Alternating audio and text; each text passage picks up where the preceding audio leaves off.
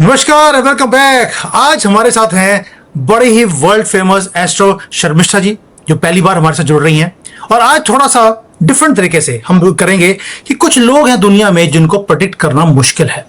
Donald Trump उसमें से एक है, राहुल गांधी हैं, कॉकरोच जनता पार्टी के बड़े बड़े धुरंधर हैं आजकल, जिनको प्रेडिक्ट करना मुश्किल है। और मोदी जी का तो आज तक ये पता नहीं लगा कि अगला सीएम कौन से स्टेट का कौन बनने वाला है, वो भी बड़े अनप्रेडिक्टेबल है। ये सारे लोगों के ऊपर आज बात करेंगे कि आगे होने वाला क्या है, बिकॉज कुछ ऐसा दिखता है, मुझे फीलिंग हो रहा है कि something huge is going to happen in India, in Bharat, in the next few months. तो आज शुरू करते हैं। शर्मिष्ठा जी, पहले तो आपको बहुत बहुत thank you for joining today. नमस्ते, जय श्री राम। जय श्री राम। जय श्री राम। शुरू करते हैं कॉकरोच जनता पार्टी, जिन्होंने आज बवाल किया हुआ है, पूरे दिल्ली को हौशे बनाया हुआ है। पार्लियामेंट सेशन शुरू हो गया है, चलो दिल्ली चले, चलो पार्लियामेंट चले। क्या होने वाला है वहां पर? देखिए, जब दिसंबर आती है तो लोग पूछते हैं अगले साल कैसा रहेगा, राइट। जैसे इस साल का भी दिसंबर आएगा तो आप पूछेंगे 2028 कैसा रहेगा, क्या ऐसे ही रहेगा, कि आप अगले साल भी कुछ 5 या 7 इलेक्शन आने वाला है, वहां क्या होगा, आप सब पूछने वाले होंगे। ये सब कोई अपना राशिफल भी वही, जब नवंबर दिसंबर आती है तो इंसान जानना चाहते हैं राशिफल, भाई अगला साल कैसे चलेगा। तो वैसे ही जब 2025 की दिसंबर था तो मैं गई थी न्यूज की पाठशाला, जो उनका प्राइम टाइम शो है न भारत टाइम्स का, मतलब न भारत टीवी का, I mean times of India का जो हिंदी वाला वर्जन है। तो वहां पे मुझे पूछा गया था 2025-26 कैसे चलेगा। सो आई से पहला 6 महीना इतना परेशान होंगे, एनआरकी, आंदोलन, प्रोटेस्ट, एक्सीडेंट, फायर एक्सीडेंट, छोटी छोटी बात पे लोगों का रास्ते पे आना, मुद्दा उठाना, बड़ा केओटिक रहेगा और गवर्नमेंट के लिए चैलेंजिंग रहेगा। पर गवर्नमेंट को कुछ आज नहीं, इससे कुछ फर्क नहीं पड़ेगा। प्रोटेस्ट चल रहा है, ठीक है। तो तब लोगों को लगता है किस बात से हो सकता है, क्योंकि अभी तो बिहार जीते, महाराष्ट्र जीत के आए, ये सब चीजें दिमाग में घूम रहा था कि नवंबर में बिहार इतने अच्छे नंबर पे जीते, तो सोचो क्या प्रोटेस्ट हो सकता है, क्या ही होगा। तो सबसे पहले जो है ना धर्मेंद्र प्रधान के ऊपर जनवरी फरवरी में लोग शुरू हो गए कि नहीं ये सही नहीं है, नीट आ गया, सीबीएसई का एग्जाम, सब कुछ होते होते अब तो सीजेपी आया। आई कैन नो कॉकरोच वाला कुछ आएगा। मुझे सिर्फ इतना पता था कि भाई प्रोटेस्ट तो ये 2026 was the year of protest, chaos, accident, fire accident, all these things, fine। तो मतलब निगेटिव साइड में ये सब चीजें था। तो ये सब धीरे धीरे रिवील होता गया, शुरू होता गया।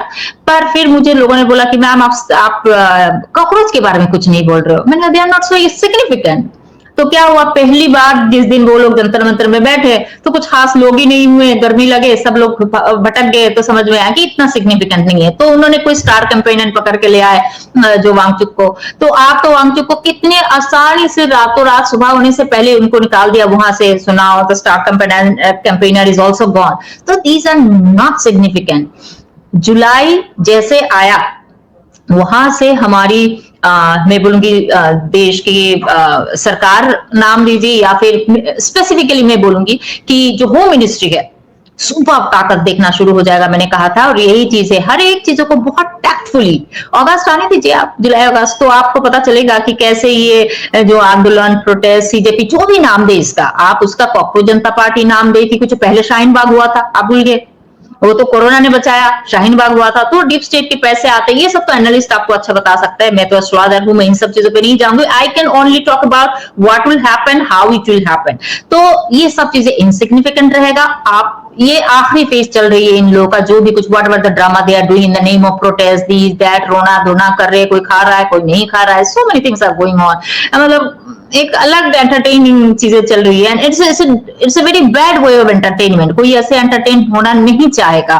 तो एनीवे, तो ये सब चीजें अगस्त आएगा, धीरे धीरे सब रैप अप हो जाएगा, क्योंकि हमारी होम मिनिस्ट्री इसको रैप अप कर लेंगे, मतलब ये कर दिया जाएगा। और स्मार्टली, ऐसा नहीं है कि लोगों को मार पीट के ये वो, nothing, very smartly it will be handle, very good way, tactfully this protest will be handled. And मुझे वो लोग अनप्रेडिक्टेबल नहीं लग रहे, वो प्रेडिक्टेबल हरकत तो सही कर रहा है। प्रेडिक्टेबल अनप्रेडिक्टेबल इस तरीके से मेरे लिए है, मुझे लगा था सच्ची में थोड़ा बहुत तो कुछ करेंगे, कुछ नहीं। शाम होते ही वो लोग चले जाते हैं आपस में, कोई एक लग्जरी अपार्टमेंट पास में है वहां रहने, गर्मी होती है तो भाग जाते हैं। तो ये सब अनप्रेडिक्टेबल था मेरे लिए। मुझे लगा तो सच्ची में कुछ धरना वरना करेंगे, ये तो उतना भी नहीं था। So I think government is taking it easy, but जनता की जो मन है, हर कोई इतना मैच्योर मन के नहीं होते. हमारी 1.4 बिलियन पीपल आर देयर हमारे देश में, 124 करोड़ मोस्टली है ना, इतना लोग है हमारे देश में. सबके अलग अलग मन की स्थिति, अलग अलग बारे में सोचते हैं. कोई सरकार के पक्ष में है, कोई विपक्ष में है. तो वो लोगों को ये लग रहा है कि हाँ कुछ तो सही हो रहा है, कुछ तो बढ़िया अब तो हो जाएगा, ऐसा लग रहा है. एक्चुअली गवर्नमेंट को कुछ फर्क पड़ा नहीं है. यही सीजेपी चलते चलते आप देखेंगे, हम बंगाल का इलेक्शन बहुत बड़ी तरीके से जीते हैं, आगे की इलेक्शन जीता जाएगा, यूपी भी जीतेंगे वैसे ही. तो ये सब कोई फर्क नहीं पड़ने वाला है. But yes, that's a very good gimmick. जो भी डीप स्टेट का पैसा आया है, हो सकता है उसकी और अच्छी तरीके से यूटिलाइजेशन हो सकता था, पर जो भी कुछ एक उन्होंने लंबा थोड़ा खींचने की कोशिश कर रहे हैं. सो this is the end phase going on. मैं इस बारे में इसलिए बहुत ज्यादा कुछ कह नहीं रही हूँ, कुछ ट्वीट नहीं कर रही हूँ, क्योंकि मुझे पता है ये लॉन्ग लास्टिंग नहीं है, and government is not going to have any much of negative impact on that. तो वो जो बॉलीवुड के जो लोग हैं आजकल चल नहीं रहे हैं, वो क्या उनका नाम स्वरा भास्कर हो कि शबाना आजमी हो, ये लोग आए जाए कोई फर्क नहीं पड़ता. बट शर्मिष्ठा जी, आपको नहीं लगता कि जो नेपाल है या इवन कि हमने देखा कि बांग्लादेश है, वहां पर भी गवर्नमेंट ने बड़ा इजी लिया कि बच्चे हैं क्या कर लेंगे, आहिस्ता आहिस्ता उसमें उनके एक्टर शुरू हो गए, उसमें जो ऑपोजिशन पार्टीज है वो शुरू हो गई, सीआईए का पैसा आना शुरू हो गया, तो आंदोलन बड़ा होता गया. हमने देखा कि शुरू के दिनों में आंदोलन बहुत थोड़ा था. शाम को दिखते थे कि 5-6 लोग सोए हुए हैं, बाकी एक ही आदमी था अनशन पे, बाकी तो अनशन के खाने बिना रह नहीं सकते. लेकिन आपको नहीं लगता कि जो गलतियां नेपाल ने या बांग्लादेश ने करी हैं, कहीं वही हमारी गवर्नमेंट भी कर लेगी? और जैसे पार्लियामेंट सेशन के अंदर भी पूरा हल्ला होने वाला है, don't you feel this is like taking it too easy?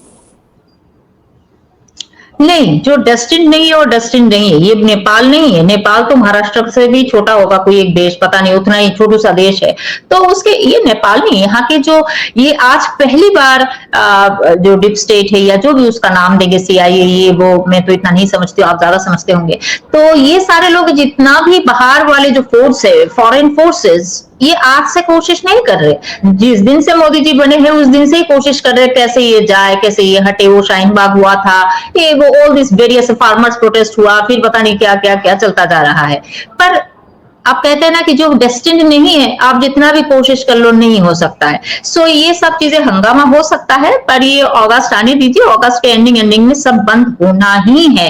ये चलना ही था. ये जून जुलाई अगस्त तक थोड़ी बहुत ये चलना ही था, इतना ही चलेगा. उसके बाद अगर कोई बेड इनसिग्निफिकेंट, मैं कैसे समझाऊं कि बहुत सारे लोग ट्विटर पे इधर उधर बहुत कुछ, टीवी में जाके बहुत कुछ बोल रहे हैं, पर जब इलेक्शन की बात आता है उनका कोई सिग्निफिकेंस नहीं होता है. सरकार बनाने की जब बात होती है वो सिग्निफिकेंट नहीं होते. तो यहाँ क्या कर रहे हैं उससे बहुत ज्यादा फर्क नहीं पड़ेगा. और this is not Nepal, this is not Bangladesh कि आप यहाँ पे एक चीजें नहीं है. यहाँ पे बहुत जाति, बहुत प्रजाति, बहुत सारे अलग अलग मत है, आइडियोलॉजी है, अलग अलग भाषा है, अलग अलग कम्युनिटी है, अलग अलग आइडियोलॉजी है, धर्म की आइडियोलॉजी है. यहाँ ये सब नहीं चलने वाला है.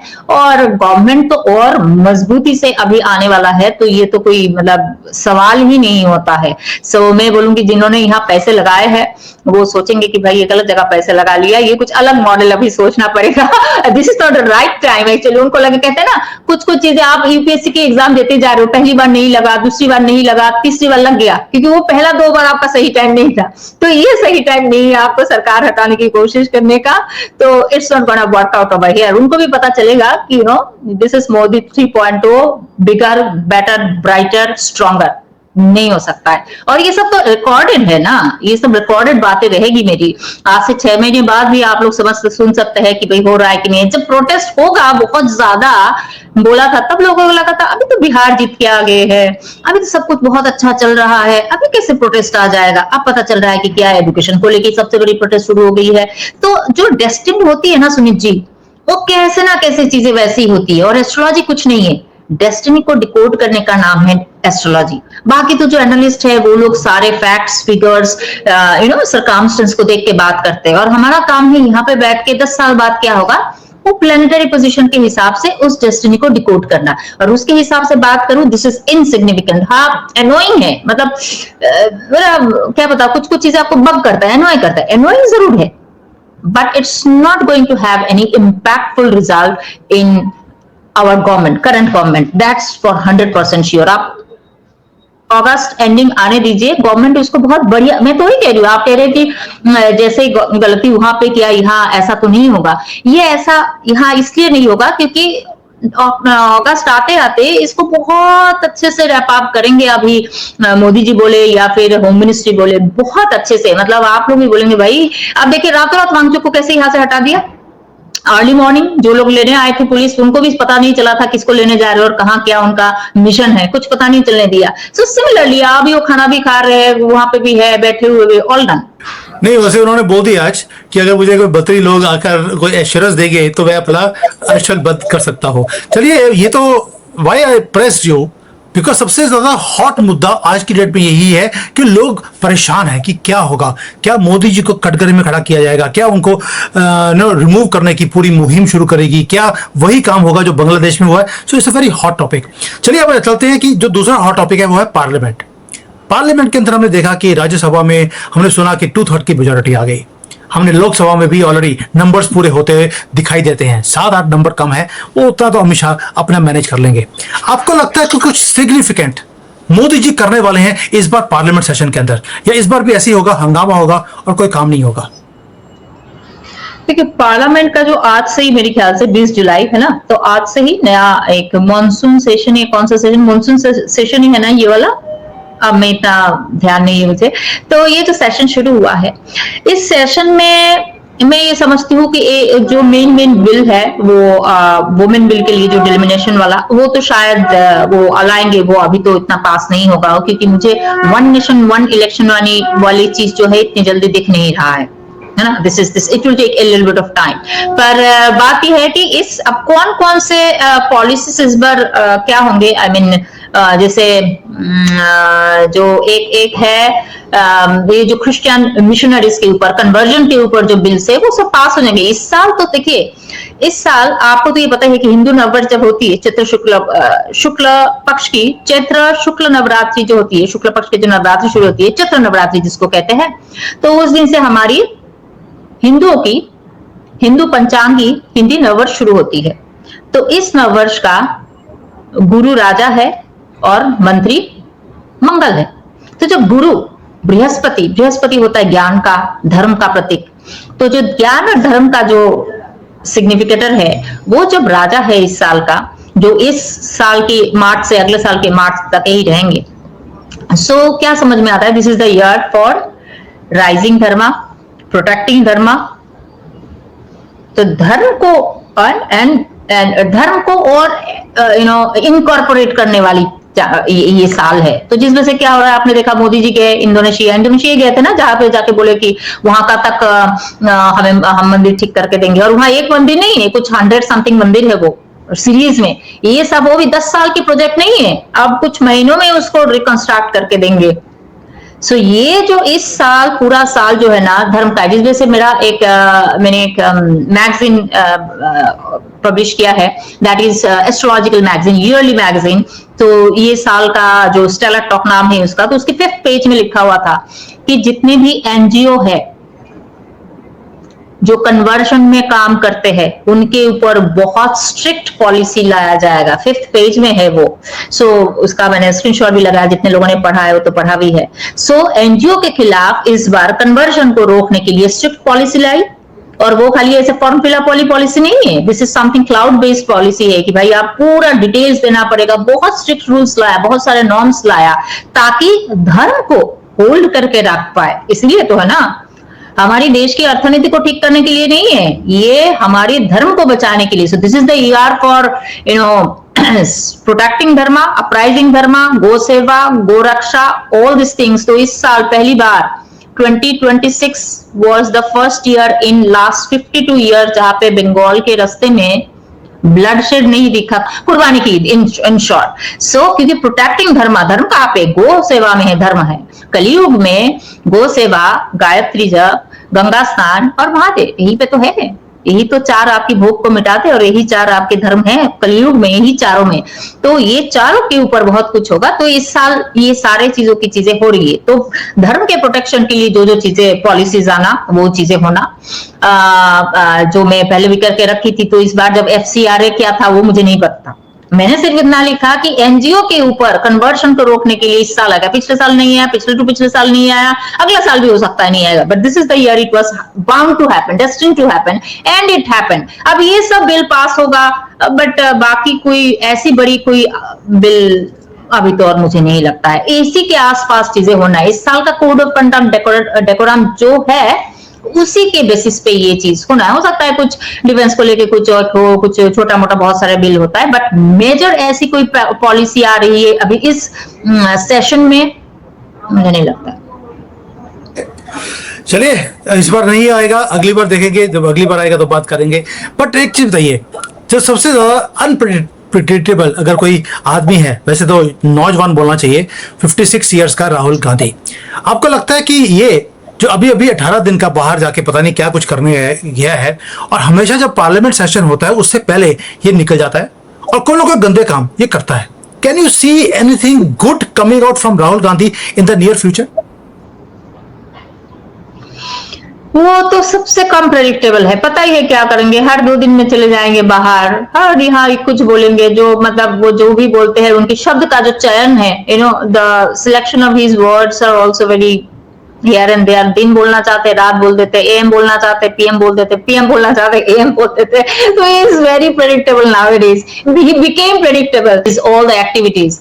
मुझे नहीं लगता ये उनका गोल्डन पीरियड जो है ना, उनका हनीमून पीरियड खत्म है। जो होना था, जिस जगह पे पहुंचना था, वो लगभग हो चुका है। Right now I don't see any such sort of thing कि भाई अब और कुछ आगे है। उनका बुध का अंतर्दशा आने वाला है, 2027 के एंडिंग से शुरू होगा।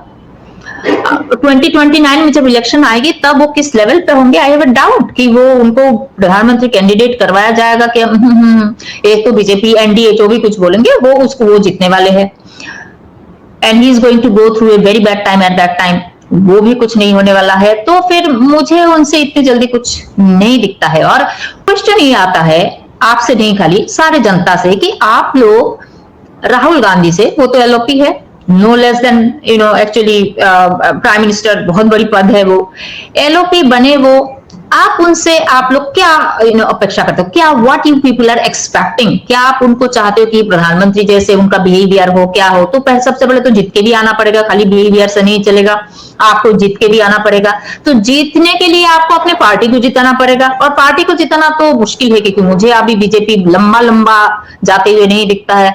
2045-47 तक तो बीजेपी को ही रहना है। तो फिर वो कब बनेंगे? अगले बार LOP भी ना बने। फिर ये चीज उनके मुझे समझ में नहीं आता। बहुत सारे लोग कह रहे कि कुछ तो होगा, 30s में हो जाएगा। अरे नहीं होने वाला है, it's not gonna be possible. When something is not, Congress से किसी और का नाम लीजिए, फिर भी मैं कुछ बोलूंगी कि Priyanka Gandhi, she is going to get stronger day by day now, धीरे धीरे, अभी टाइम है, कुछ साल आएंगे, और वो भी तो कुछ CM बनने के लिए है, PM बनने के लिए नहीं है। So all I am saying, Rahul Gandhi से आप अगर पॉलिटिक्स में कुछ इतनी बड़ी चीजें एक्सपेक्ट कर रहे हैं, वो नहीं है। भाग्य में होना चाहिए। मेरी एक्टिविटी में, मेरी क्या बताओ, आइडियोलॉजी में कितना भी हो जाए, पर मेरे नसीब में अगर प्रधानमंत्री क्या CM बनना भी ना हुआ तो फिर मैं नहीं बनूंगी ना। भाग्य बहुत बड़ी चीज है यार, और इतनी बड़ी पोस्ट पे जाने के लिए आपको भाग्य की सहारा चाहिए। मतलब भाग्य मतलब जो आपके पूर्व जन्म के कर्म से बनता है, वही भाग्य है ना। आप जब भाग्य बोलते हो उसमें दुर्भाग्य भी है, सौभाग्य भी है। ये चीज को समझे। मैं चाहती हूँ आपके सारे ऑडियंस को इस चीज को समझ में आए। क्यों बोल रहे खाली भाग्य भाग्य, मैं भाग्य बना लूंगा? अरे भाग्य बनाना तो पड़ता है, पर अभी बनाएंगे तब जाके उसको बाद में उसका रिजल्ट आएगा। आज अगर मैं ऐसे दिख रही हूँ, मैं लंबी हूँ, मैं 5'6" हूँ, तो मेरे भाग्य से हूँ। अगर 5 फीट की हूँ, मेरे भाग्य से हूँ। इसके हिसाब से मुझे मेरा देखना, सुनना, चलना, बोलना, मेरा नॉलेज, किस लेवल का नॉलेज होगा, नहीं होगा, किस पोस्ट तक पहुंच पाऊंगी, नहीं पहुंच पाऊंगी। 80-85% चीज जो है इस धरती पे लोगों की प्रीडेस्टिन्ड है, और किसी किसी का तो 100% है। जो ऑटिस्टिक बच्चा है उसका तो 100% प्रीडेस्टिन्ड है। उसको क्या चेंज कर लोगे? क्या वो और उसके माँ बाप, सबका, वो बच्चा और बच्चे का माँ बाप, they are all preset. Life में क्या आप क्या फ्री विल यूज करोगे वहां, बताइए आप। So people are having different level of free will in their life, but all free will be as per your past life karma. तो आपके जो भाग्य है, अच्छा और बुरा दोनों, जो सौभाग्य और दुर्भाग्य दोनों है, उसमें आपकी कहां कहां तक इतनी बड़ी पोस्ट में जाने के लिए, जब जिसके अंडर मतलब आप जब इतनी बड़ी पोस्ट पे पहुंचते हो तो आप बहुत सारे लोगों की जिंदगी चेंज करने लायक एक जगह पे जाते हो। अच्छा भी कर सकते हो, बुरा भी कर सकते हो, पूरा देश, बुरा प्रदेश या जो भी कुछ है आपके हाथ में आती है। तो वहां पहुंचने के लिए आपके पास उस हिसाब का कर्म और धर्म दोनों चाहिए। एटलीस्ट इंडिया में अगर आपको बनना है तो आपको धर्म कमा के भी आना है, आपको कर्म कमा के भी आना है। कर्म तो उन्होंने काफी कमाया, जिस वजह से बहुत अच्छे फैमिली में, रेडीमेड फैमिली में पैदा हुए, रेडीमेड उनको सब कुछ मिला, उनको कोई ग्रास रूट लेवल से संघर्ष करके आना नहीं पड़ा, जैसे कि मोदी जी है, अमित शाह जी है, वो लोग संघ से धीरे धीरे एकदम ग्रास रूट से आए हैं। जैसे आडवाणी जी थे या जो भी कुछ है, वो संघर्ष करते करते करते करते यहाँ तक आके पहुंचे। सो इनका भाग्य ये है कि उनको रेडीमेड सब कुछ मिला। अच्छा ठीक है, अब एक जगह तक पहुंचे, वो भी उनके भाग्य से पहुंचे, आगे वहां तक भाग्य की सपोर्ट मुझे नहीं दिखता है। सो this is the, if you ask me, I said it many many times, और मैं अभी भी बोलूंगी, ये उनका गोल्डन पीरियड जो ऑलमोस्ट खत्म है, उससे उनसे कुछ नहीं हुआ। आप सीजेपी डीप स्टेट को कहीं और फॉर्मूला लगा के, कहीं और चीजें लगा के कुछ नया फसाद क्रिएट करना पड़ा इंडिया में, एनआरकी क्रिएट करने के लिए, तो दंगा करवाने के लिए डीप स्टेट को, सीआईए को, जो भी है हमारी इंडिया के एंटी इंडिया जो ऑर्गेनाइजेशंस है, उनको अलग फॉर्मूला अपनाना पड़ा, क्योंकि उनको राहुल गांधी से अब हो नहीं रहा है। इतनी बार गए, सरोज से मिले, इससे मिले, उससे मिले, but he was unable to have that impact in any election, in anything. तो घुमा फिरा के उनको कोई सब्स्टिट्यूट, अलग फॉर्मूला ढूंढना पड़ा, जो भी ये फॉर्मूला भी भलाई ना चले, कुछ खास काम नहीं कर रहा है, पर होना पड़ा ना। So he is not ready for anything, all this things. वो गलत जगह पे आके टाइम वेस्ट कर रहे हैं। उनका यही भाग्य कहीं और लगाते तो हो सकता है और कहीं और पहुंचते। तो ये जो भाग्य का उनका जो अकाउंट है, कर्म का, अच्छा कर्म का अकाउंट है, वो उन्होंने गलत जगह पे लगा लगा के इसको खत्म किया है। मैं as an astrologer that's what I will say. तो उनसे तो no way, I don't expect anything from him, that's it.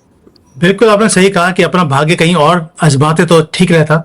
देखिए कई बार ट्रक ड्राइवर बन जाते हैं, कभी किसान बन जाते हैं, कभी जलेबी बनाते हैं। उन्होंने हर जगह पे ट्राई किया, सब जगह पे फेल हो गए। तो मुझे लगता है बस एक ही काम रह गया है, अगर वो भी शायद चाय बना लेते तो हो सकता है कि प्रधानमंत्री वो भी बन जाते। एक ही चीज है जो उनको बचा सकती थी। मुझे लगता है आपको वो मैसेज भेज देना चाहिए। अच्छा, एक जब अनप्रिडिक्टेबल लोगों की बात कर ही रहे हैं, तो दुनिया में जो सबसे बड़ा अनप्रिडिक्टेबल आदमी है वो है Donald Trump. How do you see his future? क्या मिड टर्म इलेक्शंस तक वो कोई ढंग का काम कर पाएगा? क्या ईरान का वॉर बंद करेगा या रशिया का वॉर बंद होगा? मिड टर्म इलेक्शन में वो जीत सकते नहीं जीत सकते? What is he going to do? Any predictions? ये आपने पहली बार सही कहा कि हाँ, अनप्रिडिक्टेबल बोला जाए तो ट्रंप, इसमें कोई शक नहीं। दो अनप्रिडिक्टेबल इंसान हैं इस धरती पे जो हम जानते हैं एटलीस्ट। इनमें से एक डोनाल्ड ट्रंप, एक नरेंद्र मोदी। पता ही नहीं चलने देते क्या, कब, कहां, कैसा क्या कर लेंगे। They are very very different sort of people. बाकी तो सीजेपी, राहुल गांधी, क्या बताओ, वो दे शुरू में थे, अब उन्होंने सेम फॉर्मूला इतना अपना लिया, अब पता ही है क्या करने वाले हैं। अब they became so predictable now. अब आते हैं डोनाल्ड ट्रंप, तो his crazy behaviour, his crazy statement, ये सारी चीजें very very out of protocol है। जो इतने बड़े पोस्ट में पहुंचने के बाद लोग इतना ऐसे बातें नहीं करते, ऐसे डायलॉग नहीं देते, ऐसे स्टेटमेंट नहीं देते, but still he does. This is his way of working, this is his style. कि उनका एज उनके ऊपर हावी हो गया, आई डोंट नो, पर वो चलाते जा रहे हैं। मिड टर्म इलेक्शन मोस्टली वो शायद जीत जाएंगे, क्योंकि उनका प्रॉब्लम शुरू होगा जब अगले साल की अक्टूबर नवंबर के बाद वहां से होगा। तो मिड टर्म इलेक्शन एक बार मैं और एक बार देखूंगी, अभी तो टाइम है, कुछ महीना है ना, अक्टूबर नवंबर में आ रही है ना mid term election. I am not sure about it. तो मिड टर्म इलेक्शन तो शायद वो जीतेंगे, उसके बाद शायद वो तो एक बार मैं फिर से देखूंगी। पर इलेक्शन 20 नवंबर के बाद से ना, अगर वो नहीं सुधरे, कुछ नया करने वाले नहीं है अमेरिका के लिए, वो ऐसे ही चलाने वाले हैं, वो जैसा चला रहे हैं, जिस his way of governance, his style of governance सही रहने वाले, वो सुधरेंगे नहीं। और अगर अक्टूबर नवंबर तक वो नहीं सुधरे तो उनका अपना टार्म पूरा करना उनके लिए बहुत भारी पड़ेगा। वो फिर तो उनके लिए जाना निश्चित हो जाएगा। पर अक्टूबर नवंबर तक तो शायद नहीं, मतलब अगले साल उनके लिए भारी पड़ेगा, नंबर 1। नंबर 2, क्योंकि उनकी 8वीं घर का मालिक फर्स्ट हाउस में जाएगा अगले साल। So when 8th Lord is in first house, तो 180 डिग्री चेंज लाता है आपकी जिंदगी में। तो परेशान कर देंगे उनको, तब तक सुधर जाना चाहिए। और आते हैं कि ईरान में जो उन्होंने इतना बनाया है, डेली एक बार कहते हैं हो गया, फिर बोलते नहीं हुआ। ये आपको पता है 2024 के दिसंबर में मैंने एक रील बनाया था। रील बनाने की मुझे उतना टाइम नहीं मिलता है, मैं कुछ खास नहीं बनाती हूँ, कभी कभार एक आध बना लेती हूँ, मतलब साल में 5 से 6 रील में बनाती हूँ पूरे साल में। ये हाल है मेरी खुद से, अगर मैं बनाऊं तो इस साल तो वो भी नहीं बनाया मैंने। सो आई मेड वन थिंग कि 2024 की दिसंबर में मैंने कहा, और उसका ट्वीट भी है कि ईरान जो है, economy of Iran will be done in dusted, वो मिट्टी में मिल जाएगा, क्योंकि उनके अपने लोग उनके अपने लोग मतलब मुस्लिम कंट्रीज जो है, उनके अपने लोग, अपने तो और कोई नहीं है, उनके अपने जो मुस्लिम कंट्री भाई भाई वो सब सारे देश है, वही लोग उनको धोखा देंगे। And they are no way, ऐसा लिखा है मैंने, no way they can escape war. तो और 2027 में जब उनका 8th हाउस का दशा शुरू होगा, सैटर्न का दशा शुरू होगा, तब जाके, क्योंकि वो लोग कैंसर लग्न की कुंडली है, जो ईरान का जो फाउंडेशन चार्ट है, जिस दिन ईरान बना था, मतलब इस्लामिक रिपब्लिक ऑफ ईरान जिस दिन बना था, तो उस दिन की कुंडली अगर हम देखते हैं तो वो कैंसर राइजिंग कुंडली है। तो 8वें घर का जो दशा शुरू होगा दैट विल बी सैटर्न, तब जाके उनकी वही 180 डिग्री चेंज आएगा। वो क्या होगा, ये जो इस्लामिक रिपब्लिक हार्डकोर इस्लामिक है वो लोग, वो हल्का सा उसमें मेलो डाउन होगा, थोड़ा सा जो भी गवर्नमेंट नेक्स्ट आएंगे वो थोड़ा सा मॉडरेट होगा। जैसे दुबई है तो इस्लाम पर थोड़ा मॉडरेट है, तो उस हिसाब से चीजें होगा। कुछ लोग ईरान में तो पहले ये पारसी लोग वहीं से आए हुए हैं, राइट, तो वहां का अलग धर्म था उनका, अग्नि के पूजक थे वो लोग, उपासक थे, तो वो तो Islam is invaded over there, है ना। Persian culture, Persian literature, very old and very good one, तो वो सब धीरे धीरे लोग रिवाइव करने की कोशिश करेंगे। कब, 2027 की वही जुलाई का सितंबर, ऐसा कुछ महीना, मतलब इससे पहले नहीं। तो तब सबने बोला है कि 2024 में लिखा, 25 पूरा चला गया, ईरान का कुछ हुआ ही नहीं। फिर जब ईरान का शुरू हुआ तब मैंने बोला अब कैसा है, अब सब लोग बोल रहे हैं, एस्ट्रोलॉजर बोल रहे हैं मार्च में ठीक खत्म हो जाएगा, फिर कोई बोल रहा है अप्रैल में खत्म हो जाएगा, फिर मई में खत्म। और मैंने कहा नहीं, 2027 की जून जुलाई से पहले तो कुछ भी नहीं होना है। जो भी, जब नया रीडिंग तब आएगा वहां से चीजें ठीक होगी, तब तक ये नहीं बंद होने वाला है। तो मुझे भी लगा actually when I keep on writing something, मेरा भी तो लॉजिकल ब्रेन है कि वैसे कैसे, ईरान एक दूसरा देश है, इसमें क्या ही कर लेंगे, है ना। और मुझे लगा, पर always you stick to destiny, कि आपको अगर दिखता है ऐसा है तो आपको उसी पे होना है। बार बार आप डाटा को चेक कीजिए, आपकी वे ऑफ चेकिंग को चेक कीजिए, बट ये अगर कह रहा है तो उसमें स्टिक होकर रहिए। That's the main principle for being a good astrologer. So that's how it is. तो मेरा तो अभी भी कहना है वो बंद नहीं होना है, और वो बंद हो ही नहीं रहा है। अभी कल ही आया है कि वो लोग क्या, ईरान ने कहा है कि अमेरिका का कुछ नेवल शिप या कुछ एक उनका उड़ा दिया है, कोई एक फाइटर जेट या ऐसा कुछ। अब सच झूठ तो पता नहीं, पर ये सब चलता जा रहा है बयानबाजी, क्योंकि वार चल रहा है। तो इसमें कोई मीडिएशन, उसमें कोई पीस ट्रीटी मुझे अगले साल आने से पहले नहीं दिख रहा है। मतलब आप जुलाई का 20 तारीख हो गया है, अगस्त सितंबर अक्टूबर नवंबर दिसंबर, 5 महीने में ऐसे ही लगभग चलता रहेगा। कोई स्थिति ठीक नहीं होने वाले, सुधारने नहीं होने वाले। तो है तो ये ट्रम्प से हो नहीं रहा है, या फिर ट्रम्प ऐसा चाहते नहीं है, either of them, right, either of them, कि वो चाहते ही नहीं ऐसा हो, वो बस बाहर से ये सब दिखा रहे हैं, वो चाहते ही ऐसा कुछ हो जाए। सो मुझे लगता है ऐसा ही कुछ है कि ट्रम्प चाहते ही नहीं इतने जल्दी सुधार जाए, जब तक वो मेन चीजें उस पे ले नहीं लेते हैं, कि यहाँ पे ईरान के अंदर जाके बस ना जाए, आइलैंड में पता नहीं, वो सब तो आपको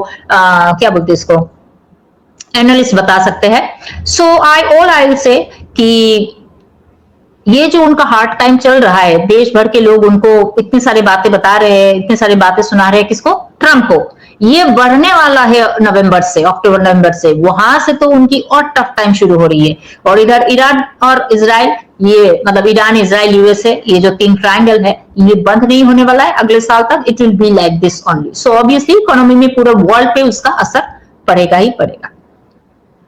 बिल्कुल ठीक है, इकोनॉमी पे असर पड़ेगा। मेरा एनालिसिस भी ऐसे ही है कि ये वॉर इतनी जल्दी बंद नहीं होगा, क्योंकि ईरान का खात्मा ये हमारे लिए भी अच्छी बात है, क्योंकि यहाँ पर जो जिहादी 30 करोड़ 1947 से इलीगली रह रहे हैं, उन्होंने अपना कंट्री ले लिया था, तो झक मार रहे हैं कि यहाँ पर ये भी सभी तभी सीधे होंगे जब ईरान सीधा होगा। अब आखिरी क्वेश्चन, आपने मुझे एक बोला था कि 2 लोग हैं जो दुनिया में जो सबसे ज्यादा अनप्रेडिक्टेबल हैं, एक है ट्रंप, एक है मोदी जी।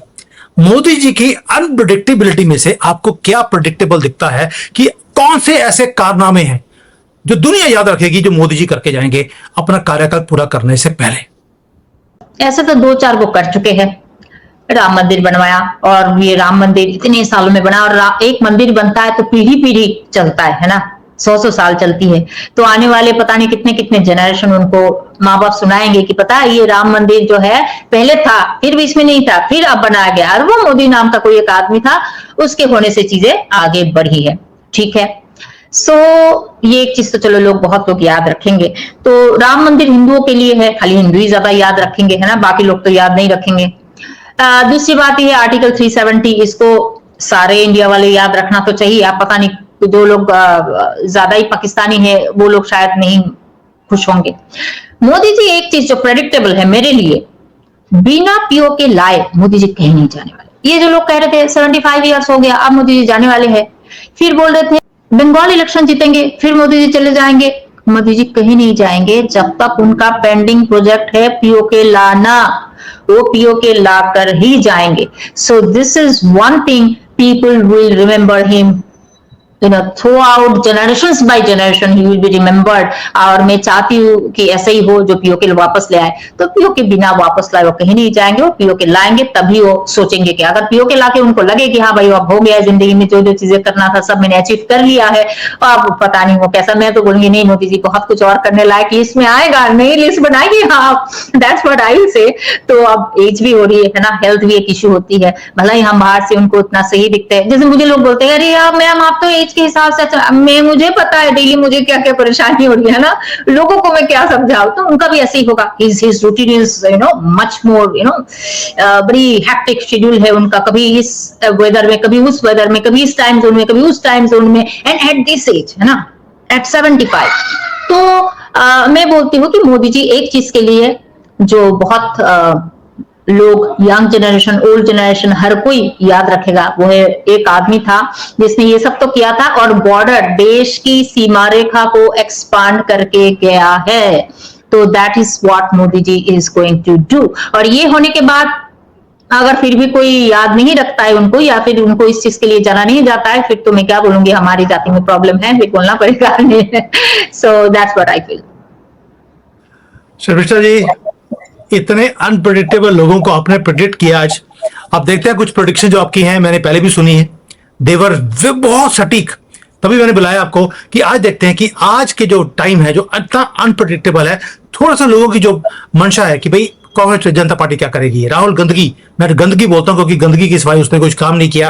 राहुल गंदगी क्या करने वाले हैं, मोदी जी क्या करेंगे, ये डोनाल्ड ट्रंप क्या करने वाले हैं। आपने हर चीज को आज बहुत खूबसूरती से सबको बताया है, and I hope people understand कि मोदी जी कौन से कारनामे कर चुके हैं और कौन से आगे करने वाले हैं। पीओ के आपने बहुत ही खुशखबरी दी है। अगली बार जब मैं भारत में आया सबसे पहले मिठाई का डब्बा मैं आपके पास लेके आऊंगा, पीओ के तो आ ही जाएगा, आपने बोल दिया तो thank you so much for joining today and hope to see you very soon. Jai Shri Ram. जय श्री राम।